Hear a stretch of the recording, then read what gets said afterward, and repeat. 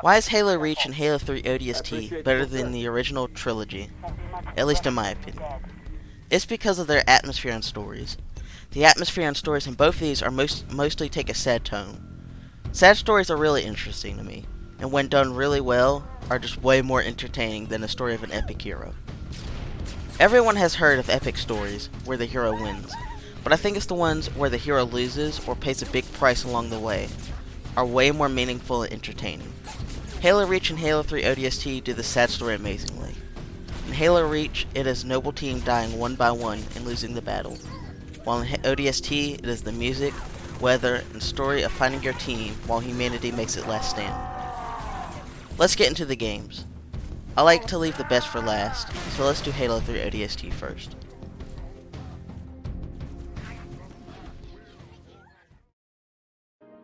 The intro of the game starts high above the ground in a thunderstorm. It goes on to summarize the story of the war with the Covenant up to this point and what the stakes are. Earth is the last stronghold of humanity, and is now under attack.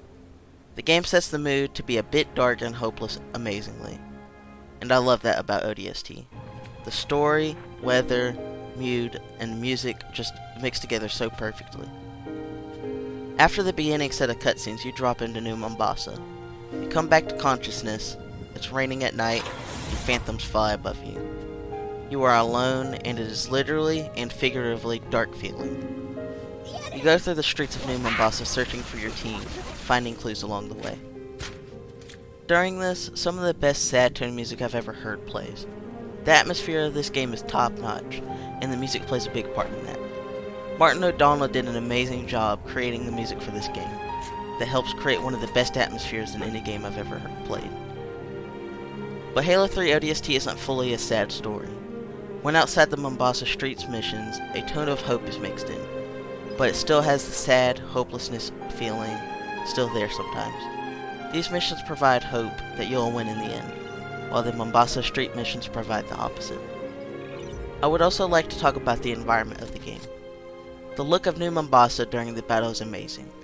The debris and aftermath of a major battle on the ground and skyline make for a really scenic and somber look. The isolation feeling from the environment is also really strong and impactful. The streets are so quiet, yet there's all this destruction around you. The only thing that you may take comfort in is the soothing rain and thunder. Everything else puts you on edge. The isolation makes it feel like you're the last person on Earth, or if the Covenant has already finally won. This also ties into the mystery feeling of the game. Where is everyone? What happened? What are all these glyphs on the walls? I really like the mysteries set at the start of the game, and how they are slowly revealed, or just kept obscure. Halo 3 ODST ends with a hopeful atmosphere. Not many games give a losing atmosphere tone for the ending, and more definitely should try it out. But that brings us to our next game, which plays a sad story better than ODST in my opinion. Halo Reach.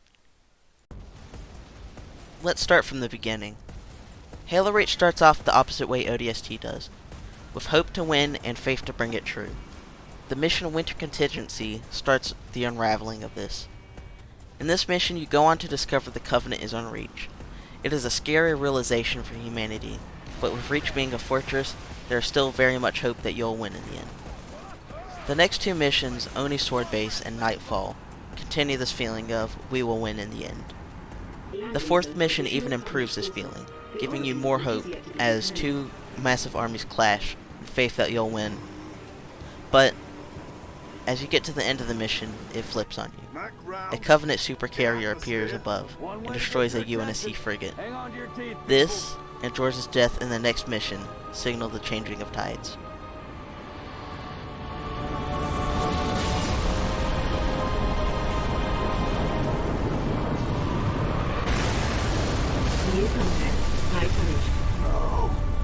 No, somebody tell me this ain't happening. UNSC frigate Grafton. Do you copy? Grafton is dust. We need to get out of here now.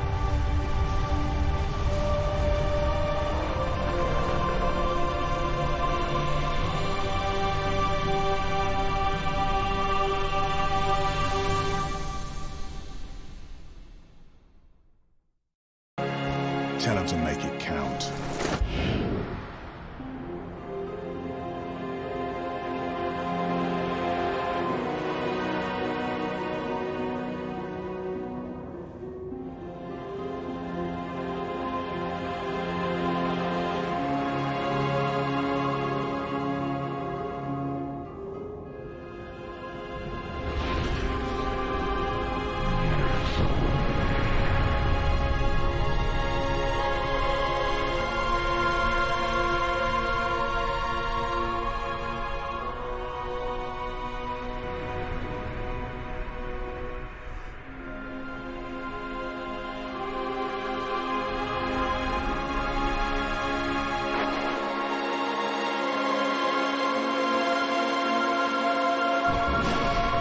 Slip space rupture detected. Gamma station control, reading multiple pings below the orbital defense Slip grid. space rupture detected. Yeah, we're picking up anomalies too.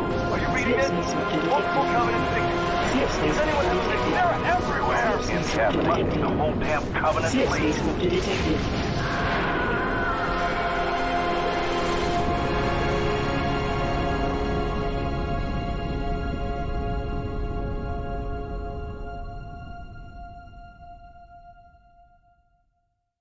You start to feel that you are losing, but not yet lost. But then again, it just gets worse and worse. Noble Team starts to die, one by one. Where does he get off calling a demolition a priority one?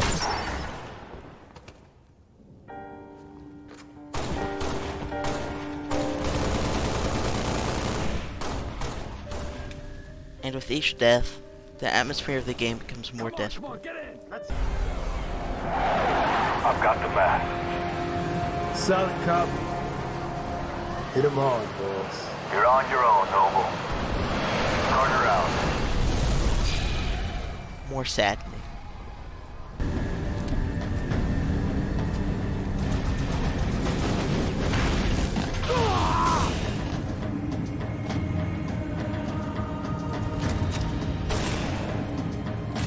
Who's next? I'm ready! How about you?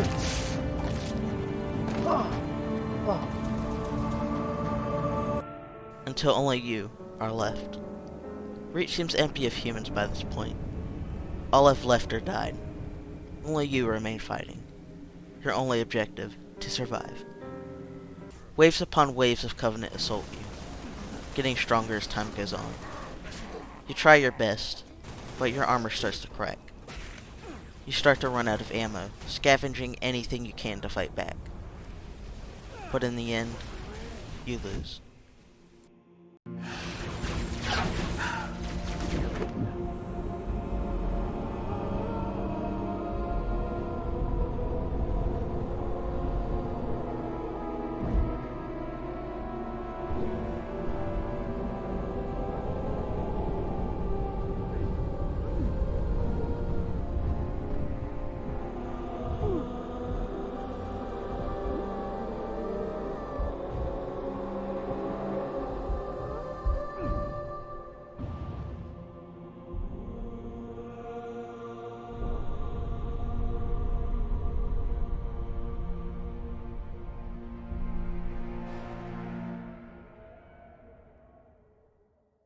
I remember as a kid, when first seeing that cutscene, crying.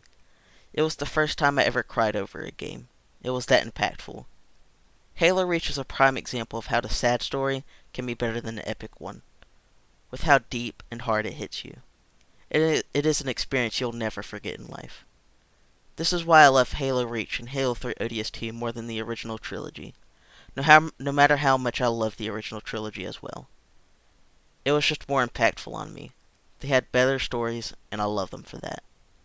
It's these same things that makes me love Halo 4 as well. Meanwhile, everyone around hates the game. I just like more emotional or sad stories over epic ones. Thanks for watching.